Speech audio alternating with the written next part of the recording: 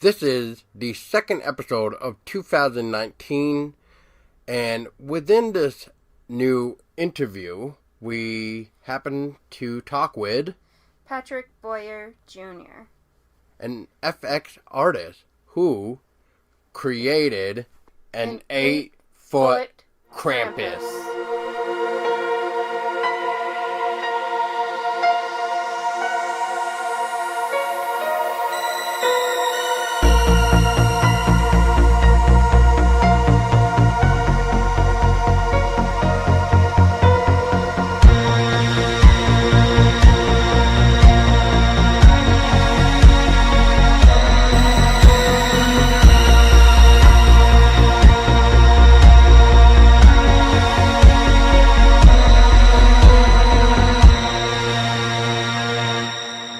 What's going on, everybody? This is already the start of the new year, and guess what?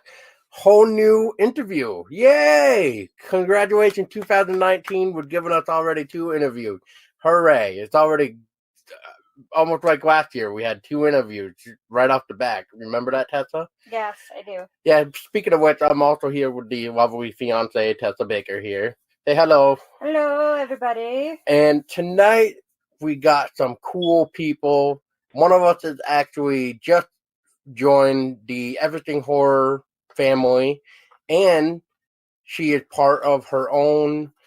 I guess I'm gonna have her correct me if I get this wrong, but I'm gonna say company or business, really, and maybe hobby. Anyway, I'll let her answer that. But please welcome to the Everything Horror family, Katie Kensworthy.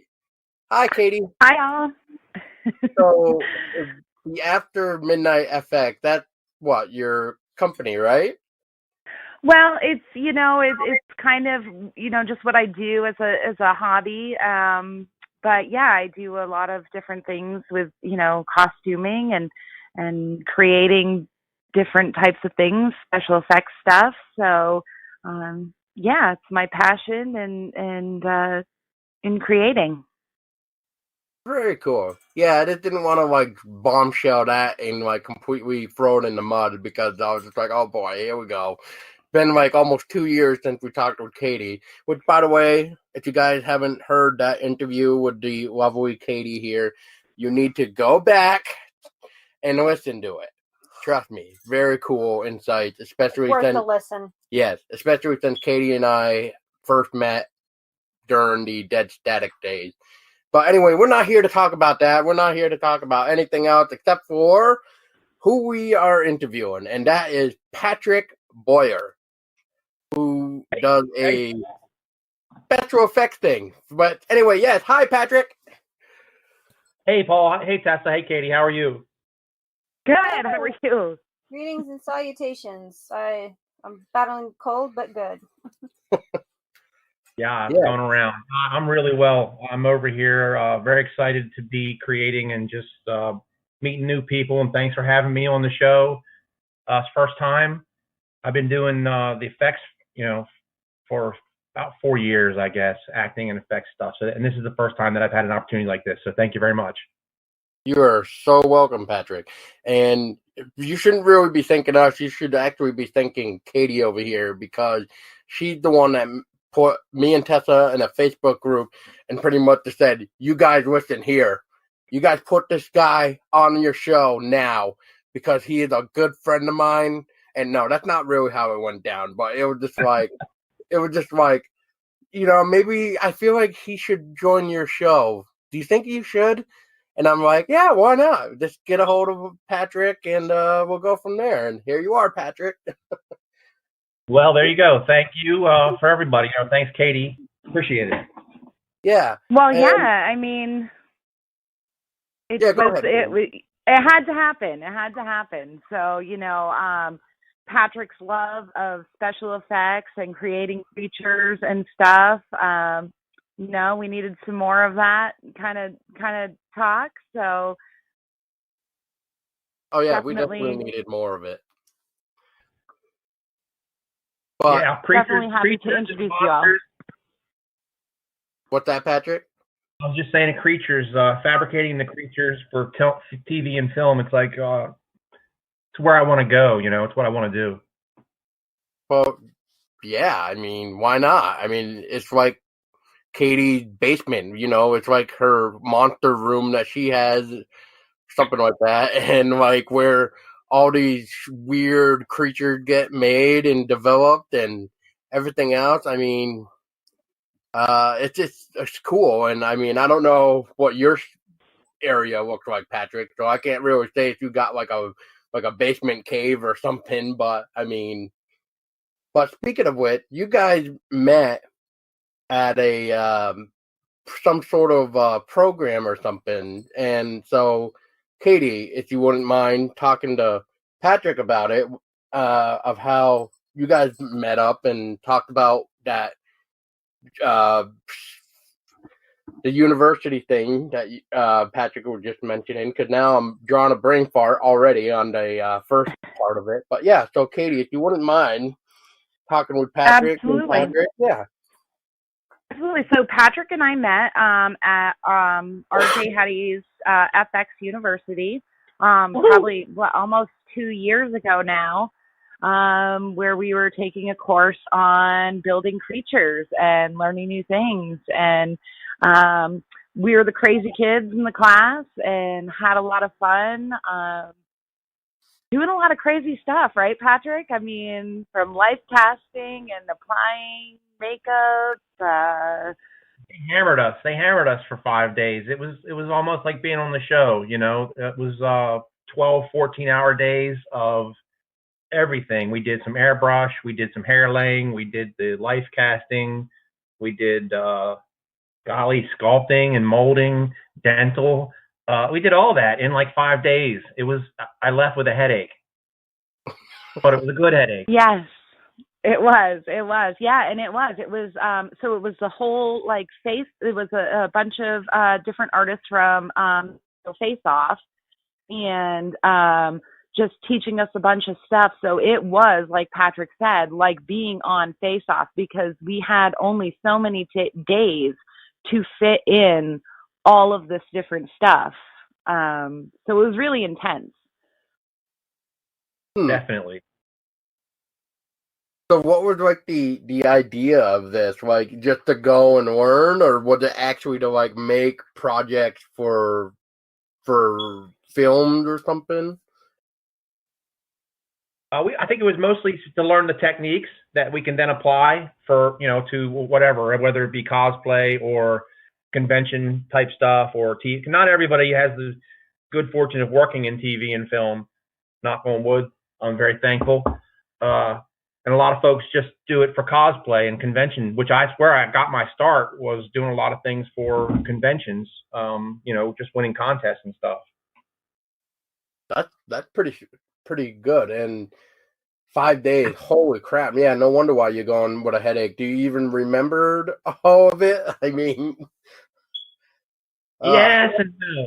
Yes and no. I mean, I've applied a lot of it since. I've made a ton of things since I left the class, and I know Katie has also. So plus we also have each other. If we don't remember, we can kind of call. I know I could call Katie and be like, "Hey, how the hell did we do that?" Even 2 years later, and together we could figure it out. But I bought the supplies to do the dental work, so I've still been making. I made dental acrylic for my werewolf.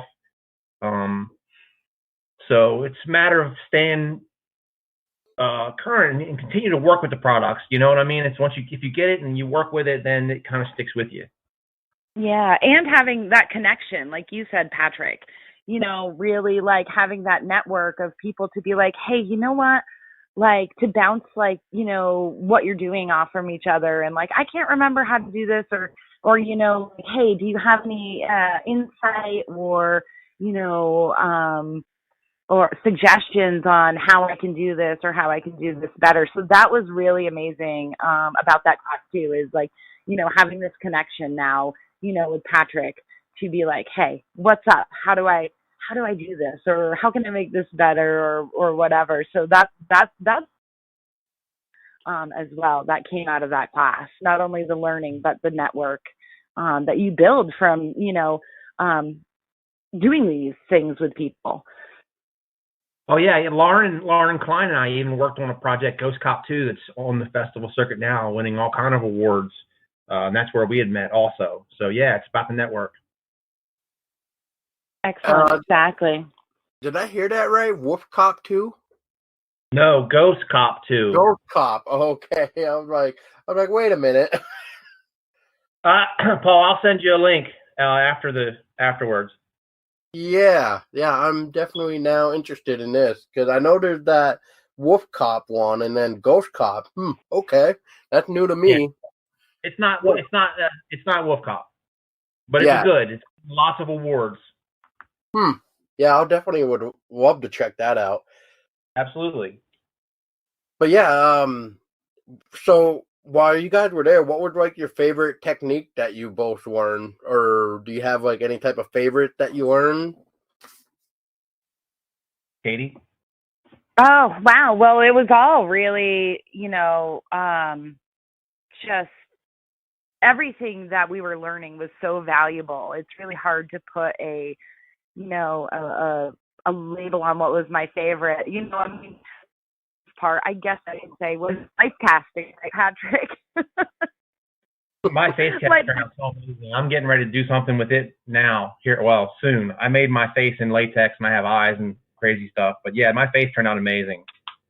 But that's the scary thing. You're going into this class and you don't know these people. We didn't know each other, and you have to have this trust. Like, when someone's putting, all this stuff on your face to do a life cast, and you don't know each other, and it's like, whoa, okay, this is kind of intense. But It was really cool. It was trust building, right, Pat? Sure. And it wasn't my first time. I'm pretty sure it wasn't your first time either. But some folks it is, and it could be scary. Right. Well, I think that was my first time. Oh gosh, they stuck me with you. Yeah, I tried not to. I didn't put that out there, Oh my goodness. Oh geez. But that was really intense. But no, every was really cool, and and bringing the creatures to life, and it was just really spectacular. Totally. Awesome. I'd have to say it was the learning of the molding, the steps of molding your teeth, and then the negative, and then the positive, and then the sculpt, and then you got to mold it again, and then the products that are used.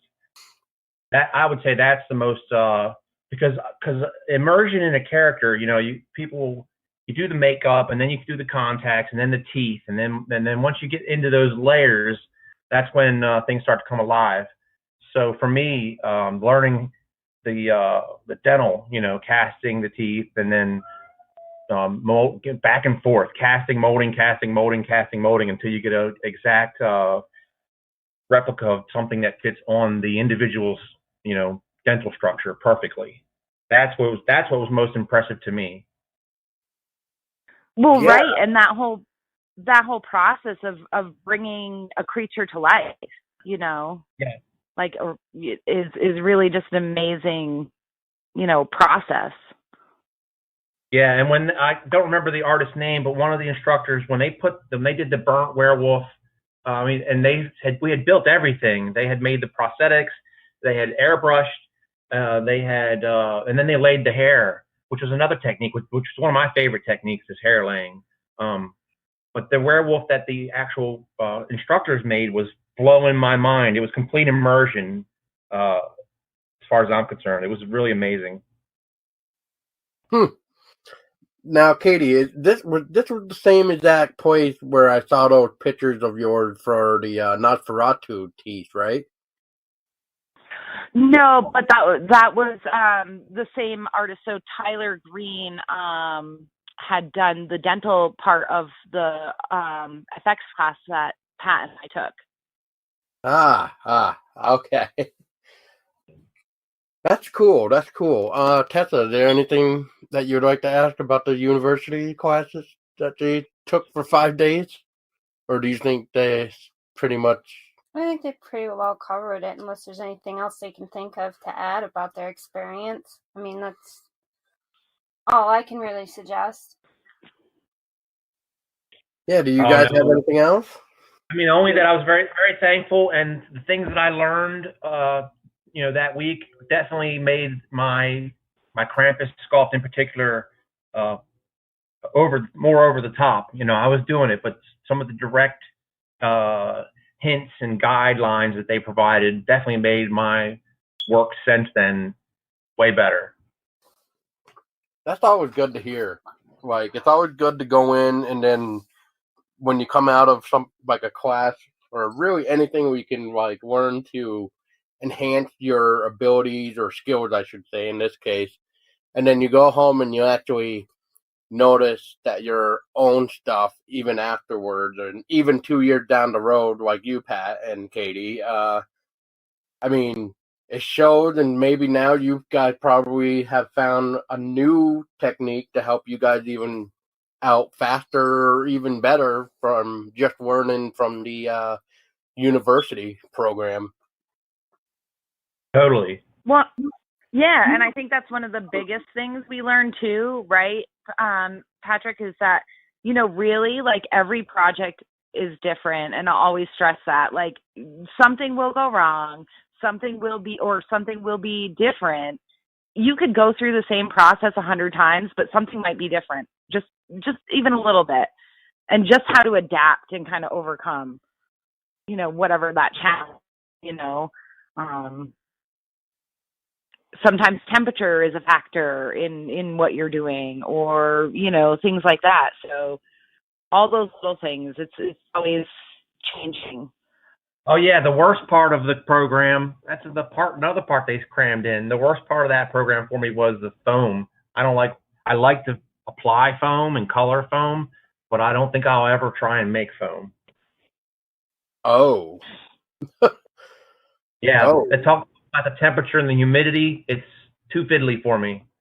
It's very, it's like baking. It's almost, it's an exact science. So it's like baking. Like, everything has to be a certain temperature and a certain humidity and blah blah blah, which makes it very, very, very challenging. Man, at that rate, you just might as well get a greenhouse. If I can only grow in the house. Oh, geez. I'd All be a right. millionaire. Yeah, ain't that the case? So, Patrick, since this is your first time being here, and people like Tessa and I, even though you know Katie here, but for people like us and whoever's listening, can you give us a little origin story of what got you into the horror genre that made you want to start doing some special effects? Absolutely, Paul. Thank you. It was totally my mom. When we were younger, I was probably introduced to Exorcist and Poltergeist way too early. She was always a huge Stephen King fan of reading the books, and there was books and everywhere. And she was also an artist herself, making our Halloween costumes from, like, I don't know.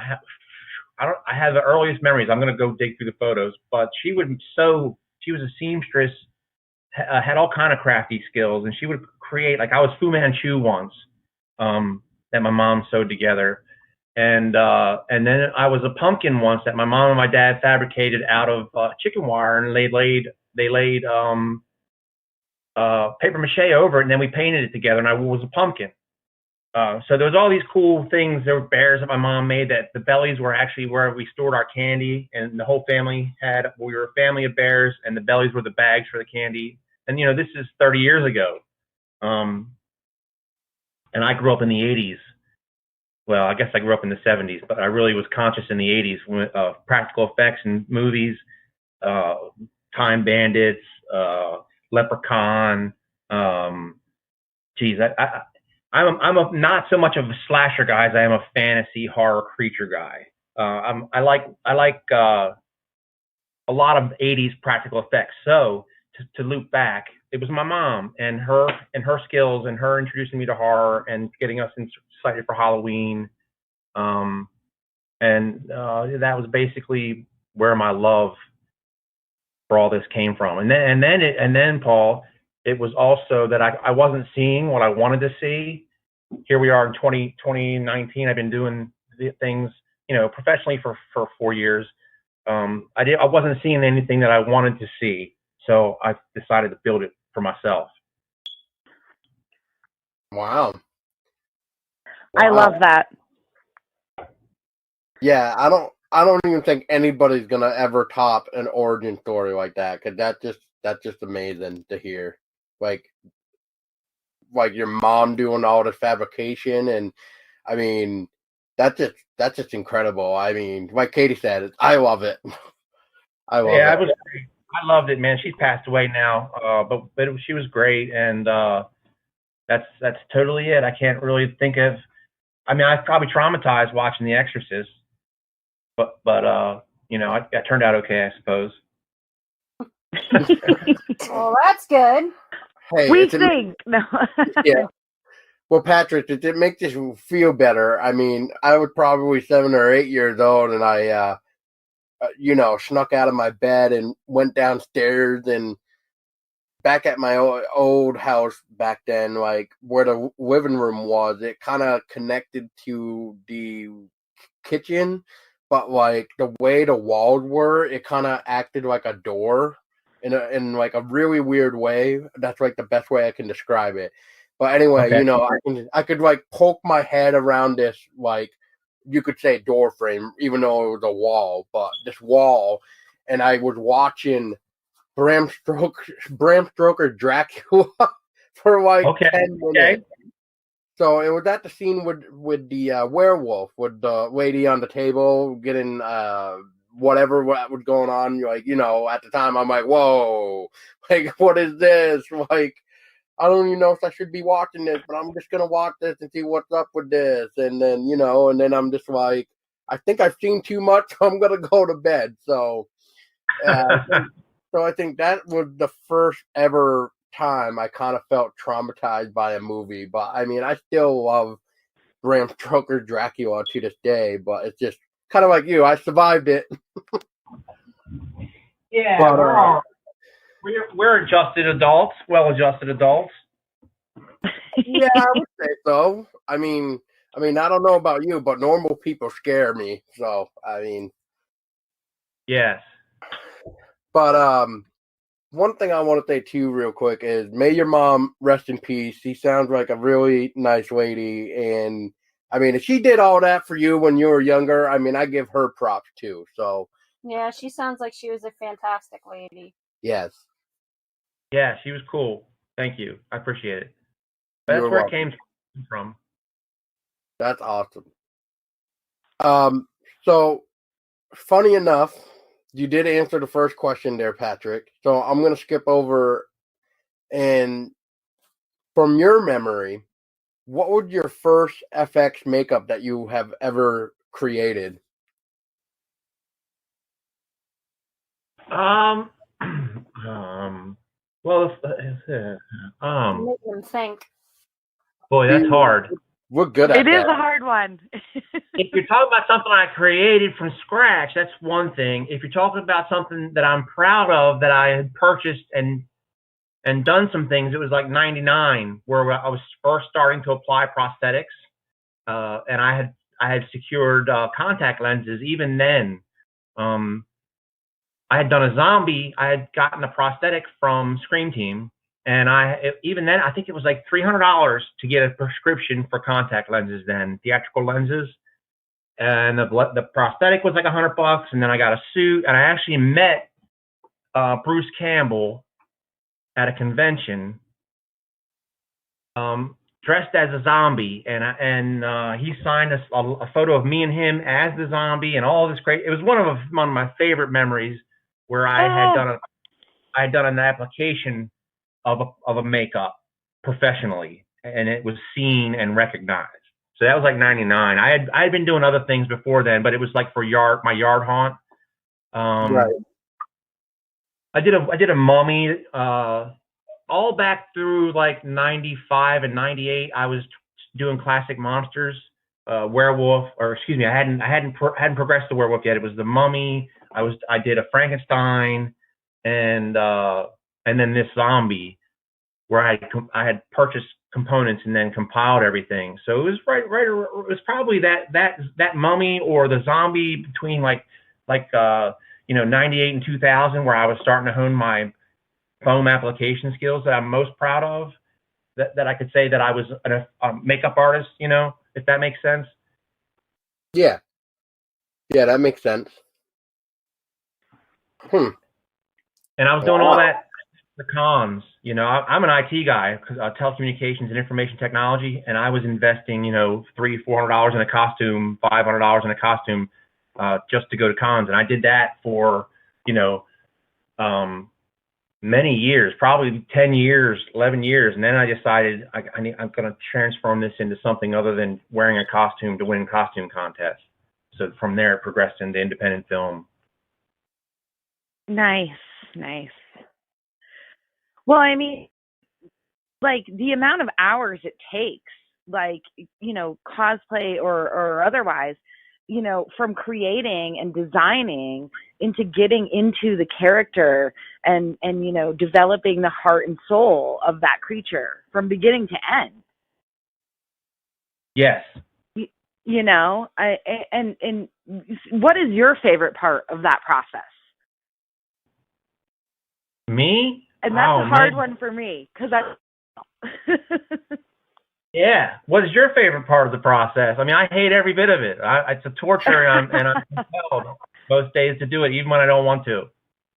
Until you get it on, right? And I mean, is that, when you're like, yes, this is it. Like, it's that Frankenstein moment. It's that Frankenstein moment, I think, as Dick Smith put it, where wow, from beginning to end, and now I'm the creature, and this is it. And then that acting of the creature, I mean, because you kind of got to nail that too. Yes, it's a whole body thing. It's definitely a whole body thing, to kind of, persuade the crowd that it's authentic and not just a costume. Exactly. Man. Well, first of all, I'm pretty jelly about that Bruce Campbell thing because he's like a really good actor, and I just love him in his Evil Dead, and I have yet to really see him in the Ash versus the Evil Dead. Yes, I know I'm slacking. I understand. Good, so I'm so sorry. But yeah, I mean, so kind of to carry on of what Katie was talking about with the whole performing the creature and kind of thing, like, so how would you, Patrick, get yourself into the mindset of a creature? Well, the first thing that you want to think of is to not move like a human. If you move at all like a human, you totally just forget about it. Because I've seen photos where I haven't bothered to take a stance or whatever in one of the costumes. So you have to think, if you're being looked at and you're in the character, to always articulate your body in such a way that you're not just standing, you're always coming up with your shoulders are higher and your back is arched and your legs are like you're standing on a horse. Those type of things. That's the immersion part of it, And once you get it on, no matter what it is, it's pretty easy to become immersed. Katie, how about you? Well, yeah, but I think it definitely does take some, like you said, like that creature moves. Like, how is this creature, like, thinking about how does this creature move? Not like a human, and really it's a lot of physical preparedness, becoming the creature. Absolutely. And some of my stuff is like, you can't really breathe, can't really see. It's heavy, it's hot. Exactly. And you're spending hours in that makeup or costume, during a shoot or, in the chair getting prepared to become that creature. And then, like, for you in a shoot, you're spending hours in that makeup, in that costume, sweating, working through the pain and the struggle, and still trying to remain in character, right? And producing those body movements that you have to do, and maybe it hurts, or maybe it's a little sweaty, or Oh yeah. Hey, speaking of that, the most realistic creature suit thing I did, where I made a bunch of money, was it was the DC Lottery Walking Dead scratch offs, and they had filmed a commercial with a zombie breaking through a door, like you repeatedly talking about repeated movements in the hot heavy makeup with lights and cameras for hours. This is probably the 12th or 14th hour in. And the makeup was starting to fall off, and they had all been able to stop and have dinner, and I couldn't eat because I was in the makeup. Yep, absolutely. That's out there, and it was amazing, and I took the whole next day to recover, actually. Well, yeah, and you're pushing through that. You're like, I've got to do this. I have to remain in this character, and I've just got to, it's almost like, I just got to keep going. Yes. Yeah, I actually was dying, and I was waiting for the makeup to fail, and thankfully it did. Well, I know sometimes it can take 8 hours or more just to get whoever prepared for the creature role, too. I mean, Absolutely. Yeah, I mean, I don't really know what would it really take to make it 8 hours, except for, having to do all the makeup, get all the prosthetics, I guess, assembled to your face, or all the gory parts, make the gore, if you're got bitten on the side of the face and stuff. I mean, it can just take a long ass time, and then if it's 8 hours, if it's 8 hours, it's probably like a whole body thing, like Drax or something crazy. If you're just doing some facial prosthetics, it's 2 to 3 to 4 hours. Right. Yep. Yeah, that's not horrible, but yeah, I mean, the full body thing already sounds horrible, because you got to think, if somebody stays in the chair for 8 hours and then they got to shoot for the rest of the day, oh man. I mean, just to maybe, like you, Patrick, not get that one bite to eat. So this guy's probably thinking like you, like, oh God, this stuff needs to just fall off already so I can go home and eat or whatever. I mean, and then yeah. I mean, it makes a long day, from beginning to end, and especially like Patrick, you mean, you're not only building the creature, you are the creature, and that's a long day, from a plot application to going to do what the shoot or whatever it is you're doing. That's a long day, and it's very draining, but love it. pushing through that because of the love of what we're doing. It's absolutely. Whoop. Crazy cat time. Well, I mean, going back, Lon Chaney, he was the same thing. He was a makeup artist and also a creature actor, in The Hunchback in Notre Dame and things like that. I mean, and just the hours of and to do that, and to be physically and mentally prepared to do that sort of stuff.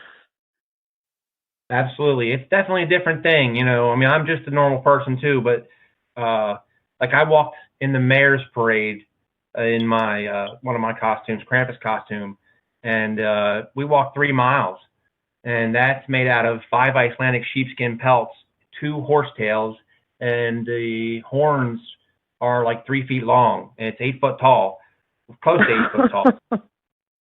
And it was 65 degrees. Yeah, that sounds hot and sweaty.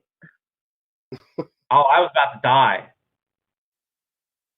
Honestly, when we got to the end, it was crazy. I'll do it again next year, but I'll make better preparations with camelback or something.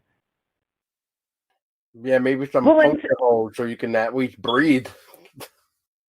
I mean, I can breathe. It's just still can't breathe, if that makes Right. any sense. Yeah. I'm not blocked. It's just you get so hot and steamed, and you're presenting the character in front of, I swear there probably was 20,000 people or more watching us. And I put my old costume on a friend who's an author of Weird New Jersey, Weird Pennsylvania, and those weird books, that one's not as hot, so he's picking up the slack where I'm slowing down. So the next version will be lighter and a little different and designed a little better.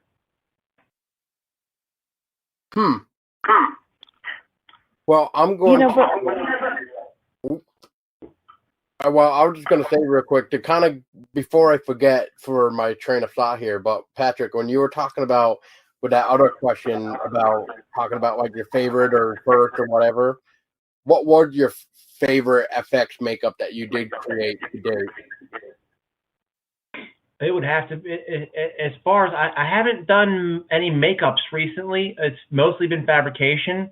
It would have to be this werewolf, but it's a variety of molding and casting and coloring paints. It's the same processes, but it's not like a makeup, so to speak. It's more of a fabrication, and then people fit the suit like armor over me. So that's my favorite thing that I've built so far. If you want a makeup that I've done recently, what have I done recently?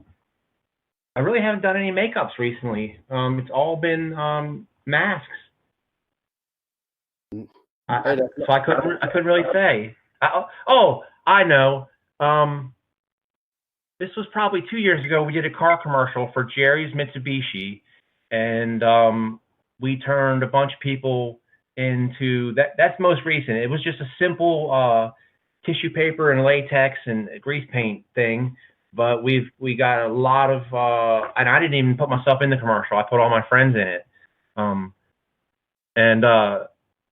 but I turned the contact into one of the main zombies. And again, I think Lauren went on. We got paid on that one. Lauren went with me on that one, and so yeah, I mean, that's one of the most recent makeups I did. Was just a simple zombie for a commercial, but he looked really good, walking amongst those Mitsubishis. Nice. And I'm sorry, Katie, what were you going to say? I don't know. I got caught up in the Mitsubishi monster. I love that. That's awesome. Just some zombies that we had done, but they turned out really good. It was like three of us, me, Katie, and then the main zombie.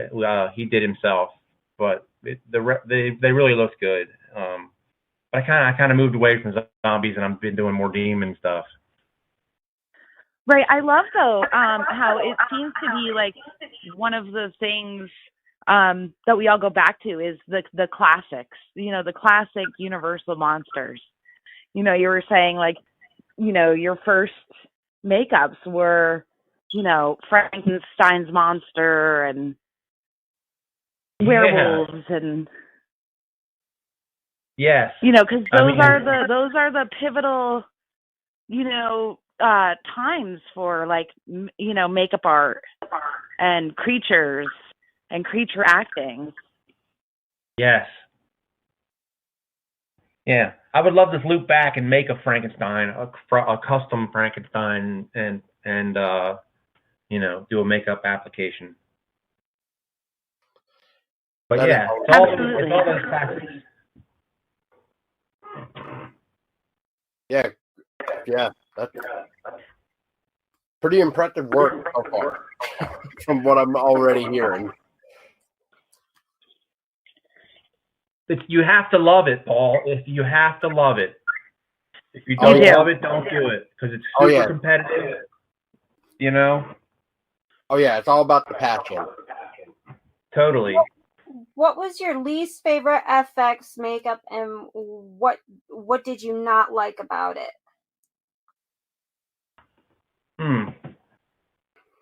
I know we got to make you think again. No, I know this one. We did some blue demons on a project that originally originally were turning out okay, and then we couldn't afford to keep doing it that way, but we kept filming, and they got crappier and crappier, and then I had to be a blue demon, and then the people who did me did a terrible job, and I looked horrible. So if you ever, I don't even know if it's still out there, but it's How the West Was Dead, and it's some beautiful photography, beautiful cinematography, but the makeup effects in there for the blue demons, it's not the best. I'm not super proud of the whole project. As soon as but that's part of the learning process, right? I mean, you go, you do things, and you're like, like I look back and I'm like, oh my God, I can't believe I did that.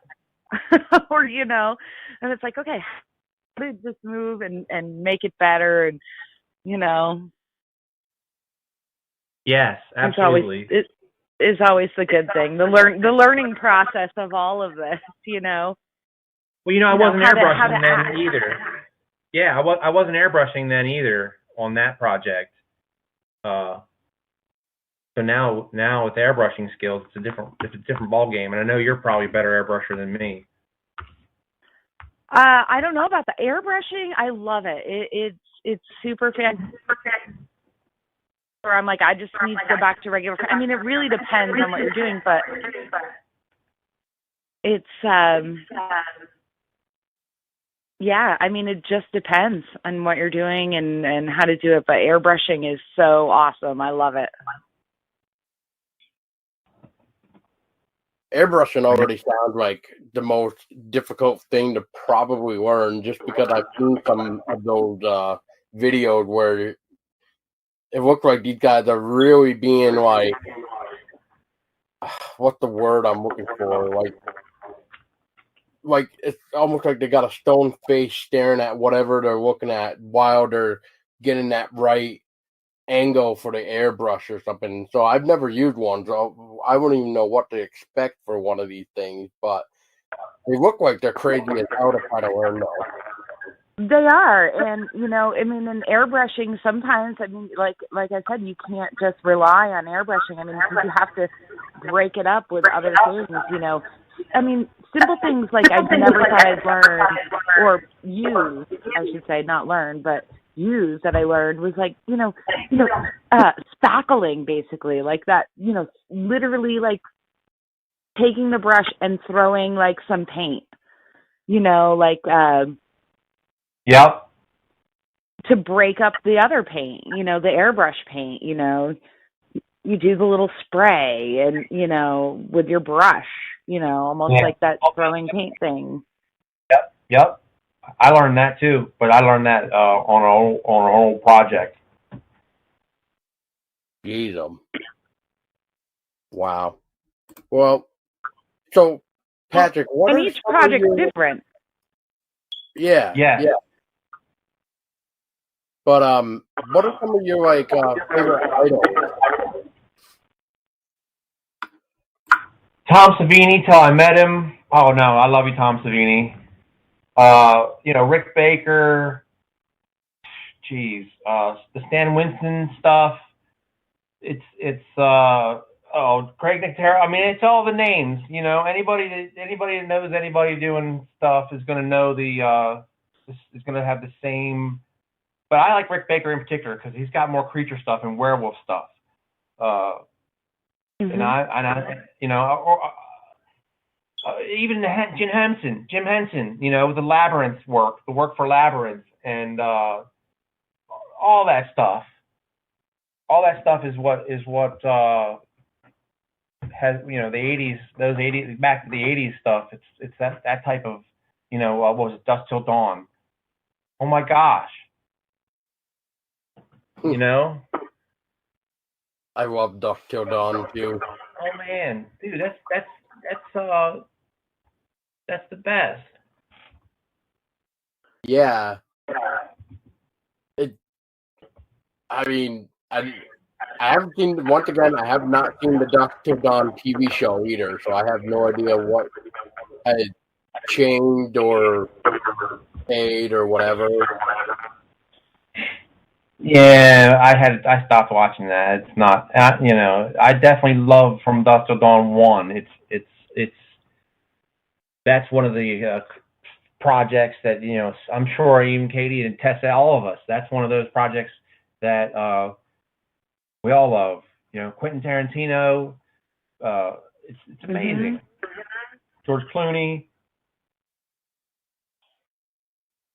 Yeah, I mean there's so many good, when I think of every creature I've ever seen or like, really creature heavy movies, and then like, the really good ones that stick out is like that, it's just amazing. It amazes me to see these types of makeups and the people in these makeups, just having to be in the makeups, do the makeups. It's just there are so many good movies. I mean, and going way back, and I think we all go in the Wayback Machine, like, 'cause like how amazing was it, especially in the 80s when it wasn't, there wasn't a lot of, CGI stuff, and there was, it was all practical effects. Yeah. And way back, 30s starting out, all practical effects, and just how amazing, and how those creatures live with us still, from the original Gilman, to the original werewolf, how those creatures still impact us to this day. Huh. I'm speechless. I know, it's heavy, right? Yeah. Well, that's actually an interesting point that you bring up, Katie, because I'll skip to this question real quick, just because of the fact that you mentioned, the old monsters and stuff and how they stay with us. And speaking of like practical effects, is Patrick, what are your thoughts on today when it comes between practical effects versus the whole CGI bullshit? Well, there's a place for everything, and everything in its place. I know a lot of people, like for Avatar, for instance, don't like Avatar because it's such heavy use. I love Avatar. I love the story. I love everything about it. I know I have talked to a few folks and seen things where makeups are interacted with green screens so that they can erase part of a person's face or something. So then there's makeups that include both technology. Yep.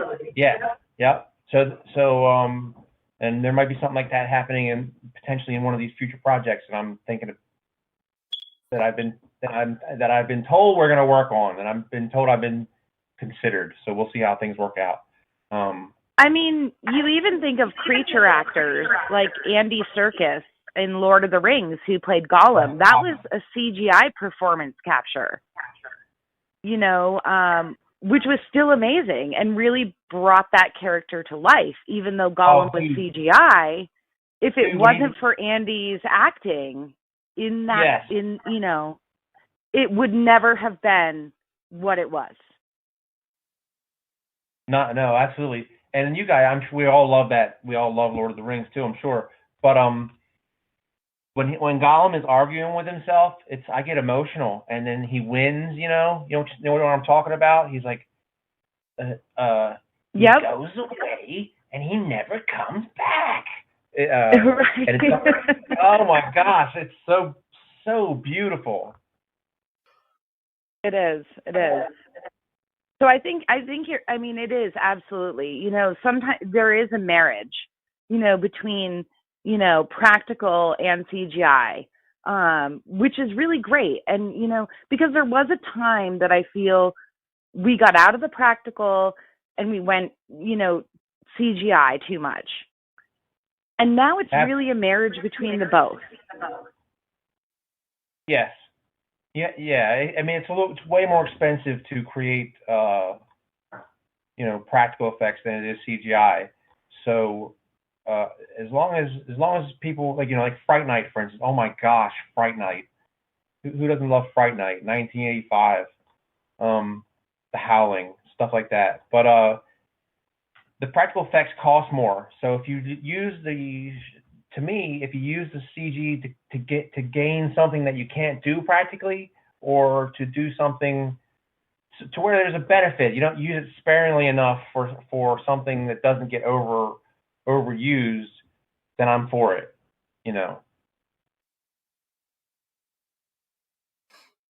Absolutely.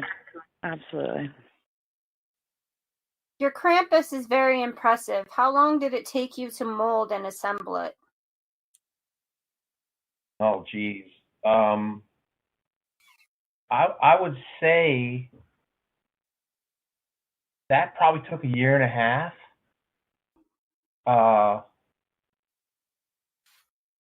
It was over a period of time because when I start sculpting, a lot of times I don't know exactly what I'm going to sculpt. So the sculpt itself takes a couple months to where it refines and tells me what it is. And then from the sculpting process, it's the molding. What are you doing, cat? I have a cat in front of me. Sorry, climbing on my keyboard here. Hi, buddy.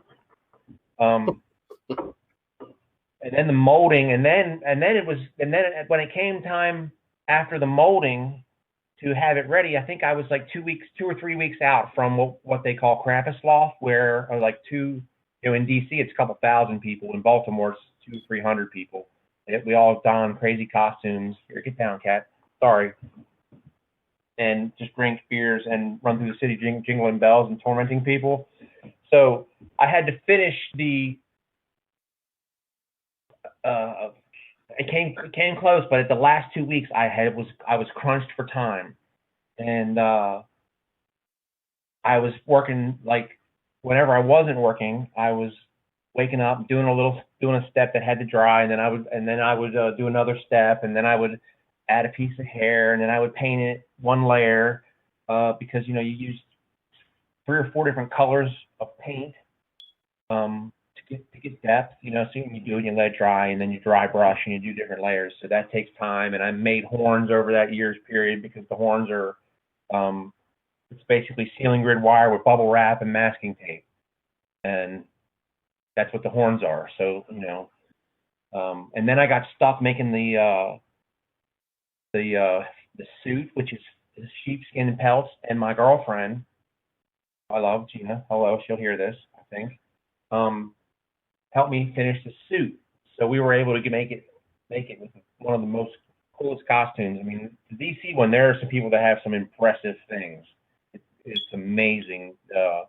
And the Baltimore one, mine is obviously the craziest. But even in DC, mine is still craziest. But there's other crazy costumes as well. But yeah, it's about a year and a half. It's a whole bunch of different processes. And it was very expensive. It's like I said, compulsion. I can't stop myself. For sure, I hear you on those aspects, for real. Like, it's expensive, it's time consuming, but it's the love of doing it. Yeah, and to see that real fur, which the fur was, I think it's like $1,200 in fur,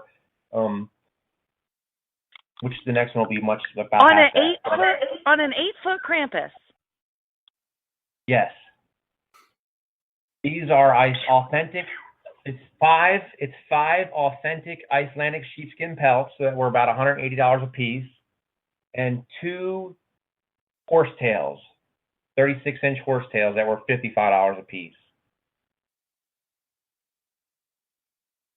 So that's what gives it the authentic flow. But the next version I have planned will be a few $100 less, and it'll be breathable and lightweight and still look as good. So yeah, you have to invest in these things to build the crazy stuff that people will remember. Yeah, Absolutely. That is one expensive Krampus. yeah. Yes, I mean, that's not including making it. That has nothing to do. I've got leather, other bits of leather for the straps, and there's a warbler under skeleton, and there's other components. Speaking of your 8-foot Krampus, what were some of the difficulties that you had in making it? You know what? I would say that the most difficult thing is just to be able to find the time and the money. For me, anyway, the mold gets kind of heavy. If you talk about a physical difficulty, when you make the mold from the clay and then pulling the bust out and trying to clean the clay out of the mold, and then you're putting the latex back in the mold, and you got to roll the mold so the latex is even and it dries distributed, and so that's physical. You've got a 50-pound mold. It just depends on what you mean when it's difficult.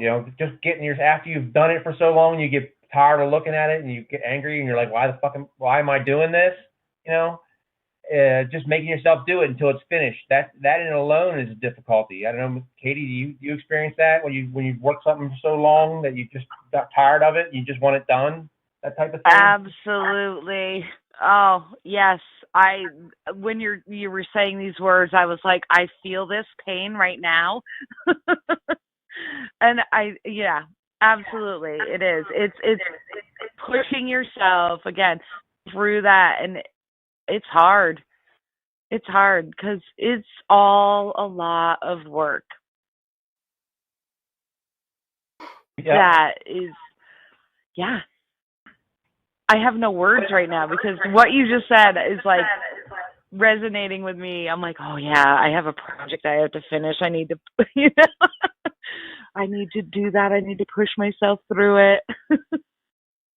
What makes it a little easier is having like 5 or 6 at once, and then you can put one down and start something else, and then when you get bored with that, pick it up and put something else. That's how I kind of deal with it, is having a few that I work on concurrently.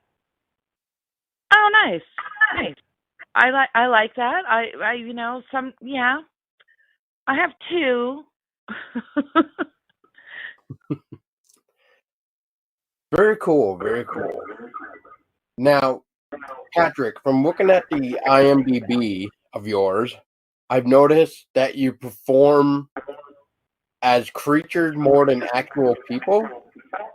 Now, is that because you'd rather portray monsters, or is it just a preference that you would, or is it just a preference that way that you would rather be a creature versus an actual human being? Well, the short answer is I'm a terrible actor, Paul, and so it's really easy to play monsters. No, I'm kidding. Yes, I'm serious. I was going to say, no, it's not easy to play monsters. Well, I'll be honest. I think it's partially because if you're on IMDb, you see what I look like, and I'm 6'7" with no shoes on, and I'm 240 pounds. So I'm going to get typecast. You know what I mean? And it's better to. What's that? I said I think so. I think I know what you mean. Well, I'm not going to get cast as the friendly father type who's afraid the burglars are going to break into his house.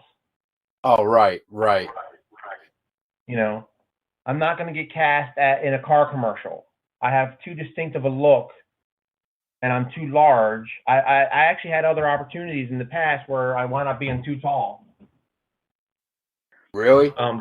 Yeah, they liked my look, and I was given opportunity. I was given, you do auditions and then you get callbacks and things like that. But I wound up being too tall. I still had some pretty wonderful opportunities, being as tall as I am. But I think it has its limitations, as far as being an actor and showing my face, and maybe that's, I'm creating those limitations for myself. I know the gentleman, the little person from Game of Thrones, I can't think of his name right now, but he said I'm not going to do little person roles. And then he did, because he succeeded as not little person roles. So maybe I'm just limited, but I make my living as a consultant, and this is a hobby, but it's a professional hobby. So maybe I just need to refocus how I look at it, and but really it really goes back to, I do it for the effects, I do it for the monster, I do it to present things that I haven't seen. But I wasn't Bill Tillman in the Outlaws as just a giant kind of a slow guy, where it wasn't just me. I let my beard and my hair grow out for like 6 months. So I have done things where it's just a person. It's not that I haven't. It's just I typically chase the crazy things. The creature acting, yeah, and that's so important too. Like, I mean, I just think of all the creature actors, and how important they play a part. I mean, look at Kane Hodder in Friday the 13th. Jason, super big guy, and just, I mean, you couldn't have had anybody else do these things, like, where their physical acting is the thing, like, you can have actors that say lines and do this and do that, but the physical acting sometimes, it's a specialty. Oh yeah. Totally. Oh yeah. I mean, I was pretty amazed when Kane was gonna be doing the stunts and stuff for the Friday the 13th game that came out last year.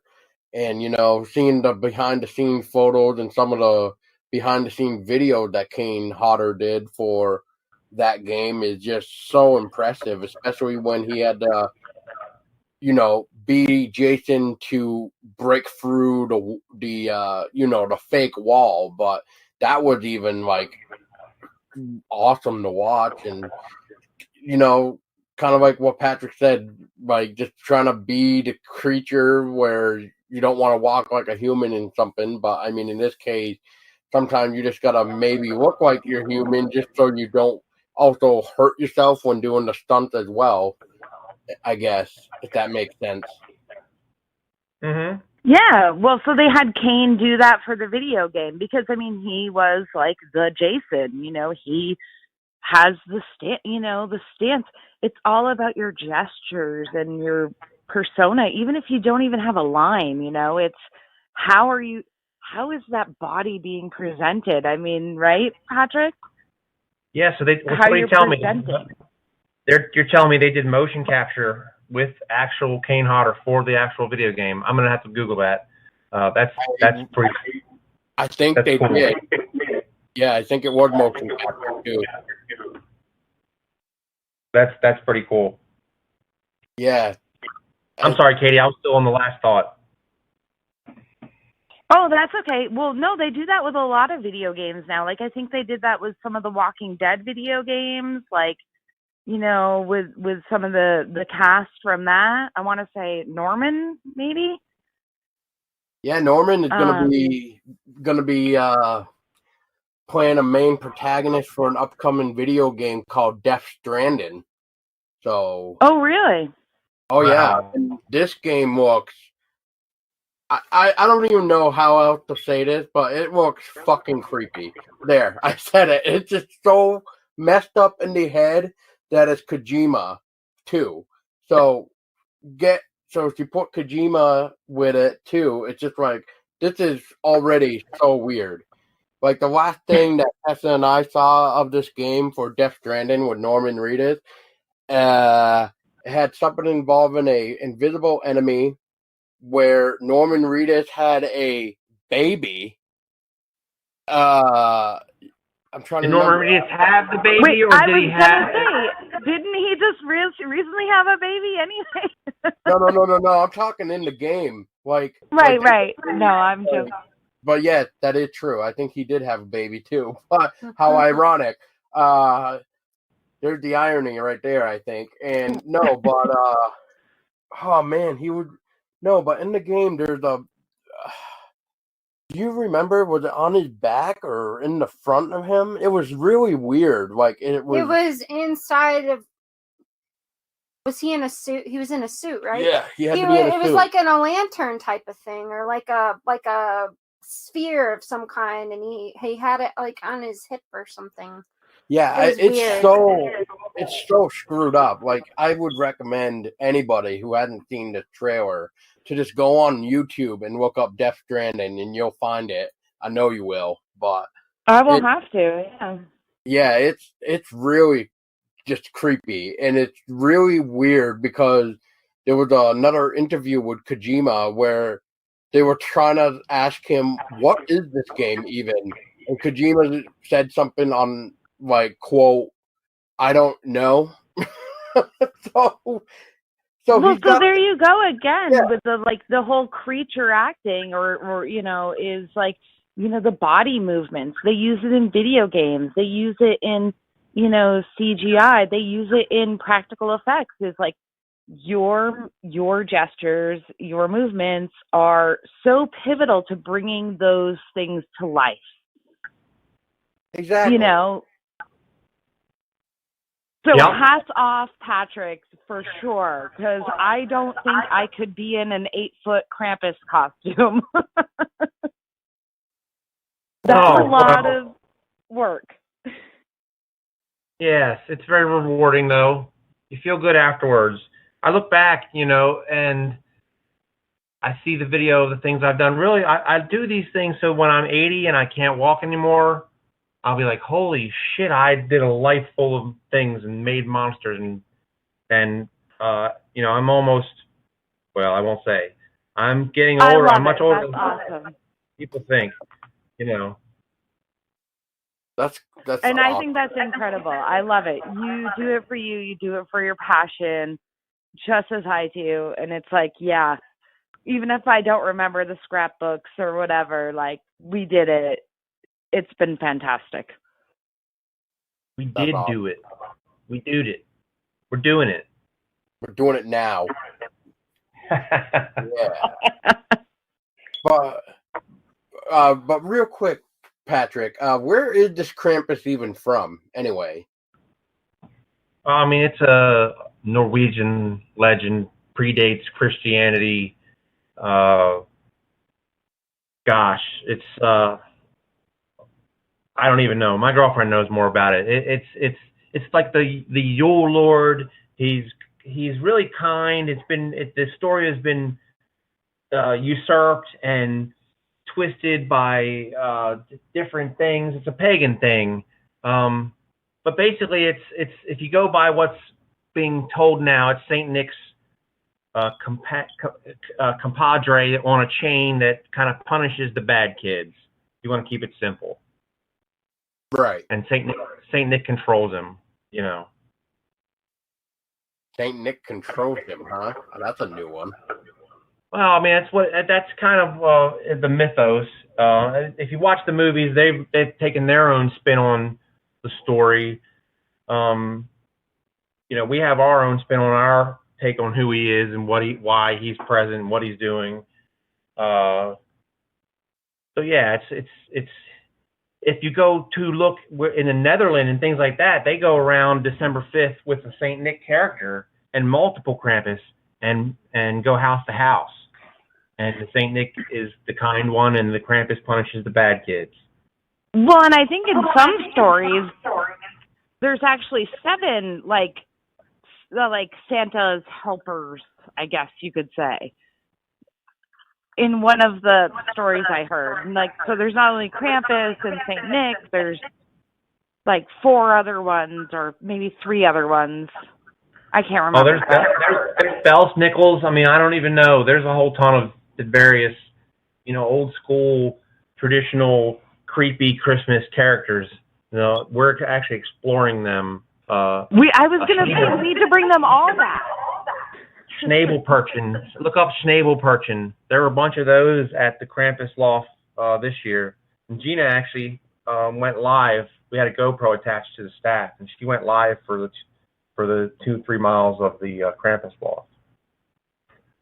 Which that staff was amazing, by the way. Oh, thank you. It's still put together. It's a what is it? A coyote skull with deer antlers, and then some other Christmassy looking doodads. And a GoPro. Yeah, we met, and she would hold it up on her belt and film. It's all out there. I'm going to edit something soon. I've been editing other things and haven't had time to fiddle with that. I need a personal editor. So you mentioned your werewolf at the beginning. So let's go back to that. When you were creating your werewolf, you went through like 3 different processes. Can you describe the building of your werewolf? Sure. Well, we designed and built the werewolf to match the Krampus outfit.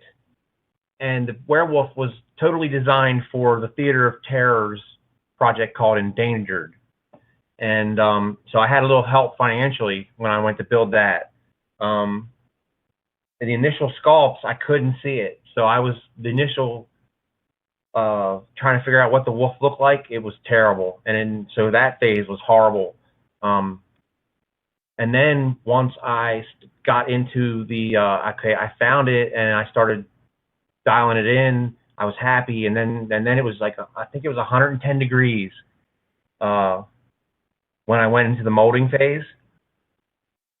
It was at least 105. And I'm not kidding. So I'm in that type of work, and I'm out on my dad's driveway, and I'm molding the top half, and it was hot, and I was stressed, and the snout broke. So right there, I caused myself another problem. Was I broke the snout off of the top half of the werewolf mold. So I think I used liquid nails, and I glued it back on, and then you have to do some fixing of the seam, but it turned out okay. And that's the third phase. That right there was, pouring the latex, getting it prepared, and then applying the hair, which we actually purchased another sheepskin pelt for the werewolf's head. So there was another $180, but that actually was paid for by Thomas Ryan. I love you, brother. I'll see you this weekend or last weekend when I don't know when this will air, January 12th. This was specifically made for the Theater of Terror's Endangered, and I had a limited time on this one.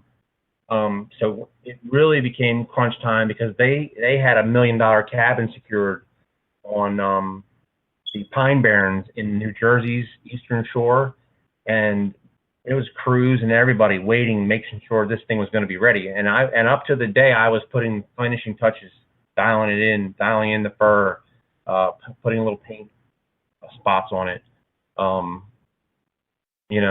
That third phase of finishing it and making it ready for film came, and I was working pretty steady during that time too. So I was working for 2 hours on this, and then going to work for 8 hours, and then coming home and working for 4 hours, and then sleeping for 6 hours. And it was really a labor of love just to get it ready, on my word for Thomas, just so that we weren't screwed. And that's the other thing is I like to look good. I like the makeups to look cool and be something memorable. So that third phase was rough, and it looks good. And everybody's happy. And I get to see that this weekend, and DVDs and Blu-rays are available on theaterofterror.net. There's a plug. There it is. But no, it was really cool to see like kind of photos where I think there was one you had that showed like the clay to form the face and stuff, and then I saw it like with like a green screen that ended up on the computer, which you saw the werewolf on the computer screen, and then from there you actually saw. I'll say, for lack of word in here, is like kind of like the final piece, I guess, where you actually saw. I'm assuming the clay with the fur. So, yeah.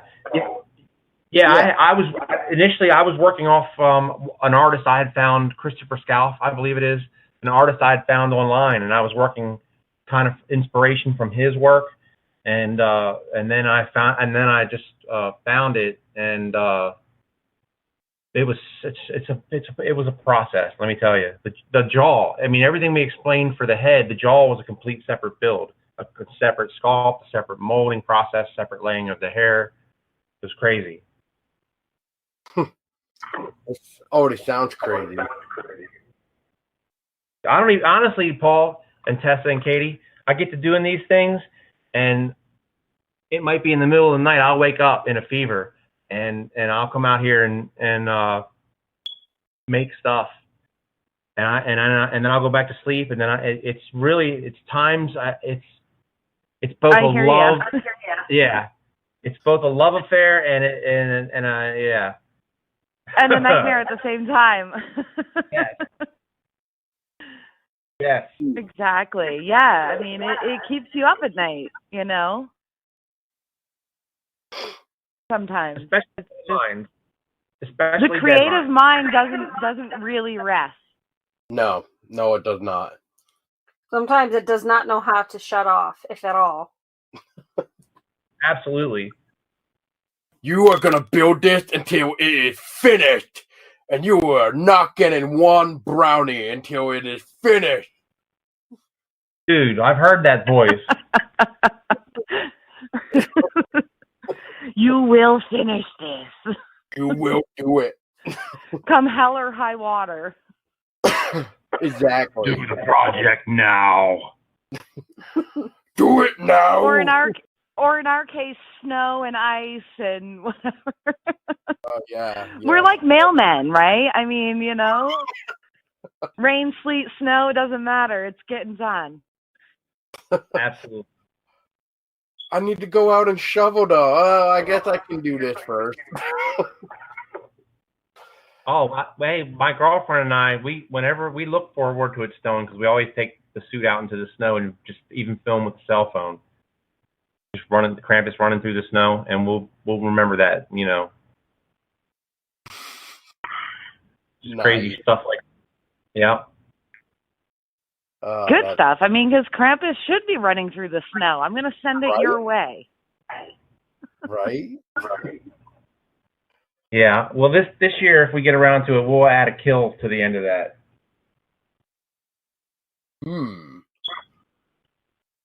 Well, that would be interesting to see. Yeah. I mean, I want to see what the A4 guy can do. Yeah, that already, Krampus. Right?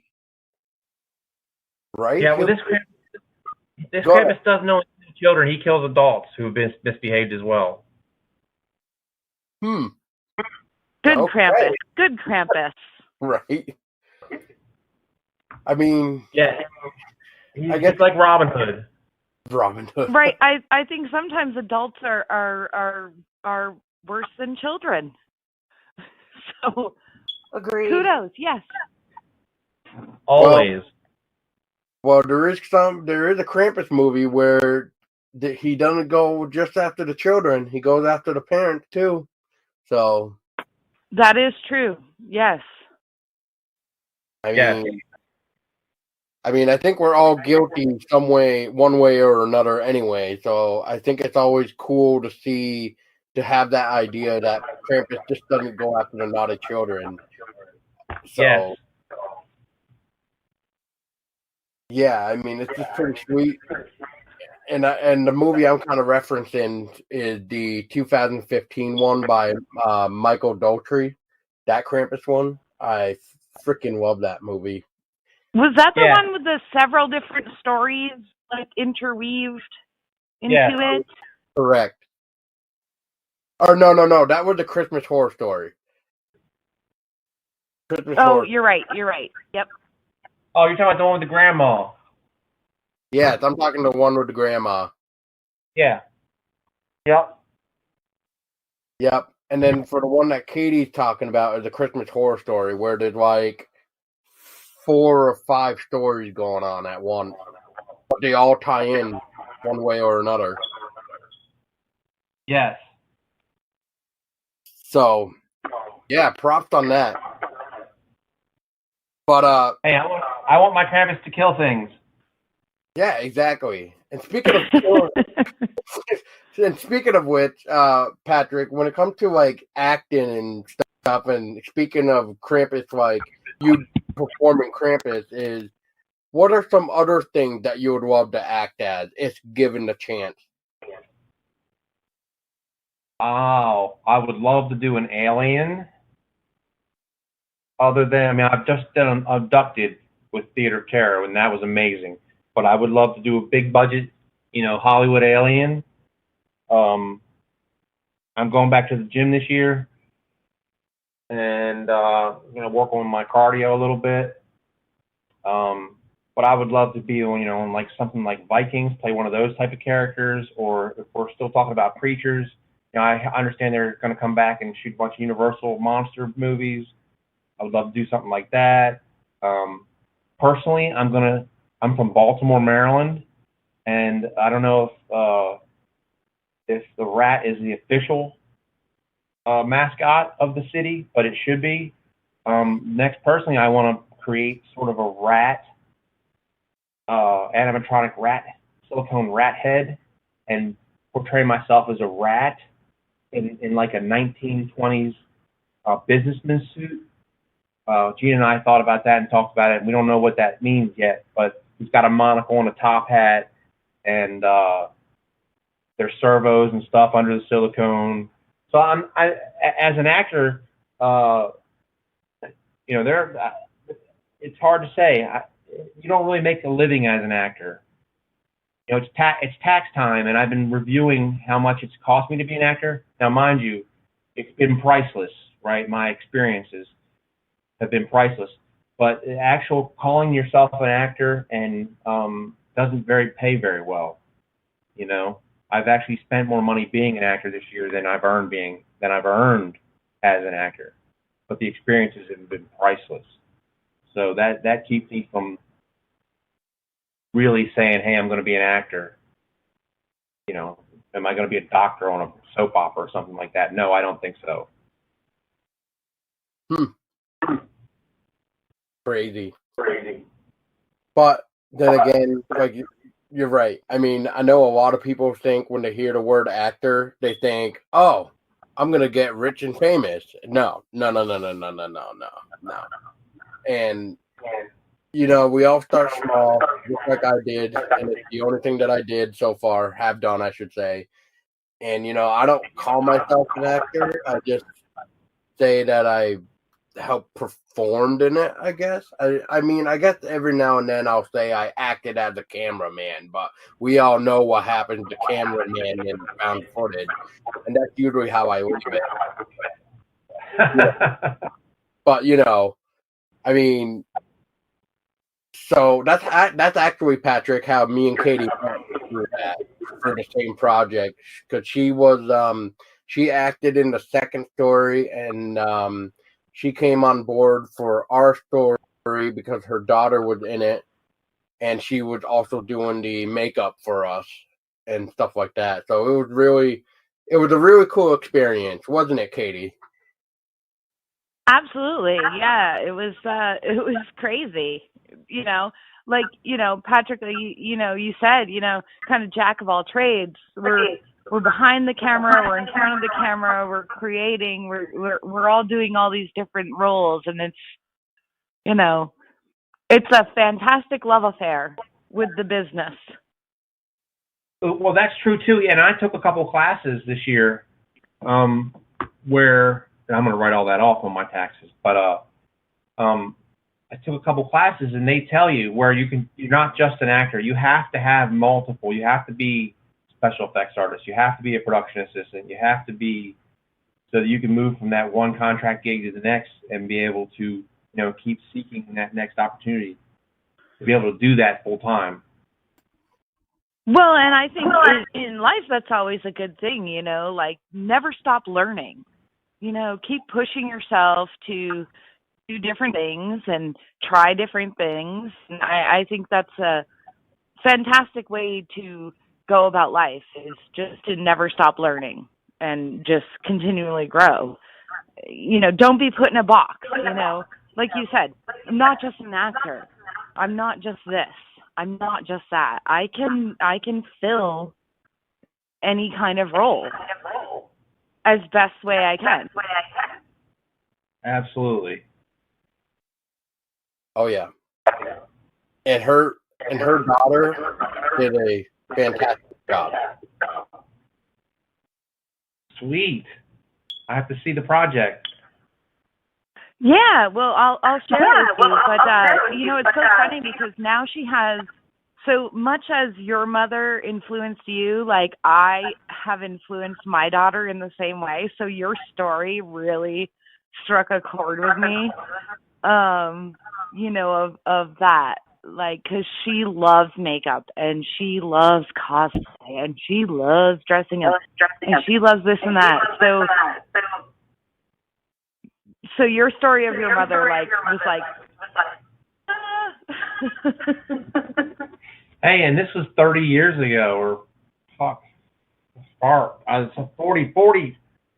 38 years ago.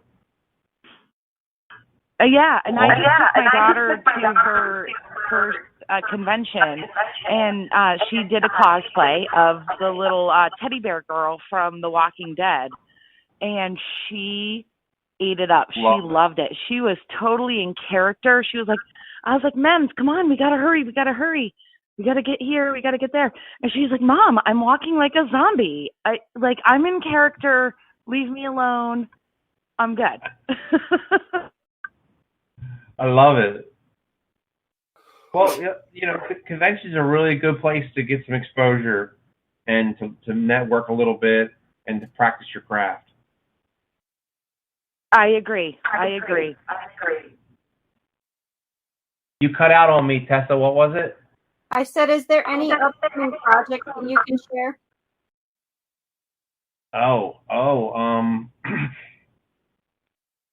Well, definitely it's upcoming for release would be Bill Tillman and the Outlaws, which is a Bill Tillman and the Outlaws.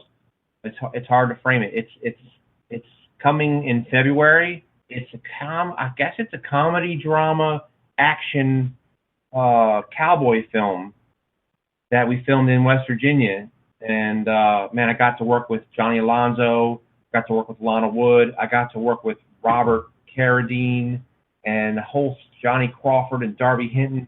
Oh my gosh, Ken Arnold and so many other folks on that one. You can see me riding in a 102-year-old Model T through a 100-acre field with Lana Wood in that one. I'm not going to give any of the story away. You'll have to somehow catch it, buy the DVD or something, and it'll premiere in West Virginia in February 7th, I believe. But yeah, Bill Tillman and the Outlaws, and then there's I've heard rumors of Territory 3, but so far that's just rumors. Other than that, that's the big things right now. Just the Theater of Terror is coming up for release, and Bill Tillman and the Outlaws. That's One on Dwarfs Productions. Wayne Shipley and his amazing crew of folks will be sometime in February. Other than that, I haven't nothing really planned other than my own project, which is kind of on hold right now. Don't open until Krampus, which is kind of a pet project that we started a few years ago, which may become something someday. Other than that, no, there's nothing on the horizon. I need to do some due diligence and send out some casting notices and things like that to see who I can get involved with. I'd love to have an agent. If you know of any agents, I feel like I'm talented enough. Send me an agent. Well, if we come across it, we'll send them your way. Please. Before I get to the last question, Katie, is there anything that you would like to ask Patrick that we haven't? Jeez. I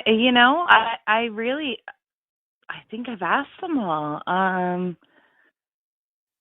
Just Patrick, you're amazing. Your creature design, I guess as a final thought, your creature designing, your creature acting is just amazing. And, you influence me, and, I thank you for that. When I see you doing a project, I'm like, that's so amazing.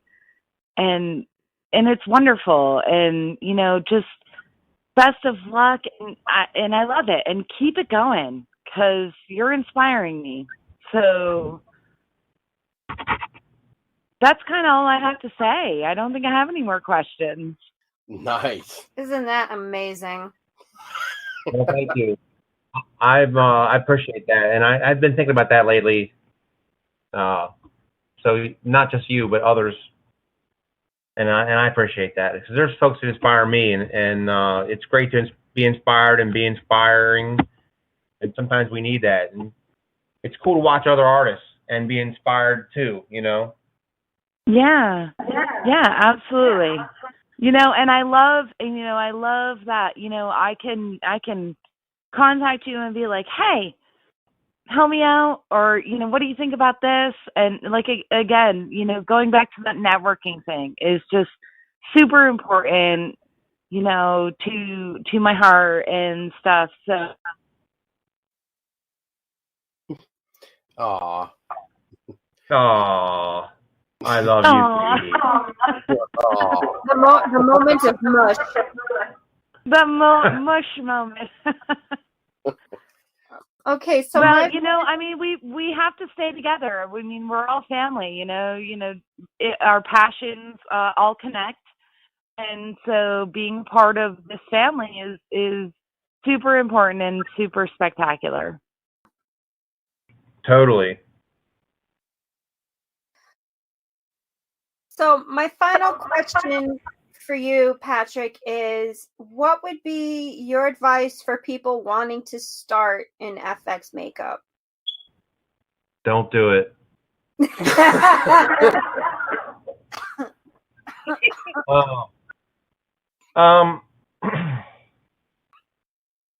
Well, first of all, honestly, think about it. There are a lot of people that are interested in it. It's very competitive. Initially, expect to spend a lot more money to learn. YouTube is great. It really is. YouTube techniques, how to do different things. It really is kind of cool. Some things are better than others. There's classes. Conventions are a great place to kind of present your work for free and network with independent filmmakers. Other than that, make sure you have a real job. That would be the best advice. Have your special effects interests and passions, and definitely chase your dreams, but also have your A plan where your day job. I don't have a day job, but I had in the past. I'm kind of a senior member, own my own company now, independent. So I'm flexible, but I did have many jobs for a long time where I wasn't as flexible. So just follow your dreams and practice. Yes, absolutely. Agreed. And if you practiced, guess what? Practice again. And again. And again. And again. And buy good materials. That was one thing people used to laugh at me about. I would spend, when I did that first makeup we talked about, when I met Bruce Campbell, the prosthetic was $75. The contacts were like $300, and the makeups were another $80 because I was using Ben 9 or Graftobian grease paints and good stuff, So that was, almost 20 years ago, and I was doing. It really looked good. Bruce Campbell said that you scare me on his signature of the picture of us. So you have to invest to do things right, is my point in that. So expect to be able to spend your own money to become a makeup artist. That is pretty good advice, I will say, for sure. And now that I'm thinking about it, Patrick, is there any type of specific material that you would recommend? It depends on what you're trying to pull off. But if you're trying to do something professional and have it done well, you're not going to want to go to Party City or Spirits Halloween. You're going to go online and you're going to get some Graftobian products or Ben 9. I don't really stand. I don't get paid for any marketing or anything like that. But you're going to want to get something of quality. You don't want to skimp on products you're putting around your eyes or near your mouth or in your ears. I agree. Don't, and it's just a matter of safety. If you're working on someone other than yourself, or you're working with a new product that you haven't tested on yourself before, different glues or different latexes, like some latexes are more caustic than others. Some glues are more caustic than others. Some people's skin's more sensitive than others. You're always going to want to try out something on your hand first, to make sure that you don't have a reaction, or the person that you're applying the makeup to doesn't have a reaction. And I know some of that cheaper stuff, if it's sitting around for a while, it's not as good. You're going to want to spend a little bit more and get something a little more quality. That's just for safety precautions, so you don't blind anyone or give anyone a rash or anything along those lines. Exactly. Yeah, I'm going to have to agree with that too. But on that note, Katie, Patrick, thank you both for joining. Well, and Katie, thank you for helping when you could too. It was definitely great to have another person who knows a little bit more FX too than Tessa and I. So it kind of helped for sure. Patrick, thank you so much for your time. Hey, Paul, thank you. It was a pleasure to meet you, Patrick. Thank you, Tessa. You too. Yeah. And well, thank you guys as well. It's as always a good time. It's been a lot of fun. Definitely. And Patrick, for those listening, if they wanted to try to find you to keep up with everything Patrick Boyer is doing, where can people find you? Or at least find some cool information on updates of projects that you are doing.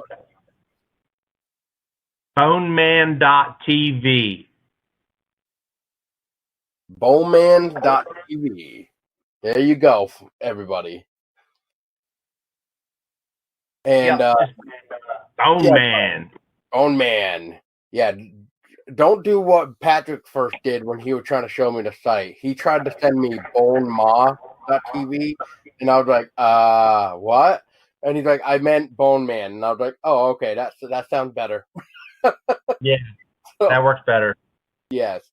And, yeah, so once again, Patrick, thank you. And then for Katie, where can people find the After Midnight effects?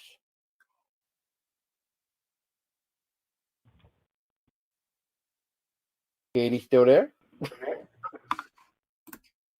Oh, sorry. No, I'm here. Yeah, after Midnight Effects on Facebook. Nice. No Instagram yet? No, not yet. Okay. So yeah, so go on Facebook and type in After Midnight Effect, and After Midnight is one word, right? Correct. Sweet. Well, I found it. Patrick found it. So Thanks, Patrick. right. Patrick found it. You can too. That's right. Well, thank you guys so much for tuning in and listening to this second episode of the year. And it's already weird to say that already. Second episode of the new year. But once again, Katie, thank you for suggesting your friend here, Patrick. And Patrick, once again from Tesla and I, thank you for your time. I mean, it was definitely a pleasure. And just so you know that if there's ever any type of project or anything that you feel like you want to talk about, you're more than welcome to jump on board the podcast train and speak your mind and everything else with us again. So, yeah. Welcome aboard. Man. I appreciate that, Paul. Appreciate that. Yes. And Katie, same with you. Thank you. And thank you, Tessa and Paul. It's always, like I said, it's always a pleasure. Agreed. And it's always a pleasure to talk with you guys.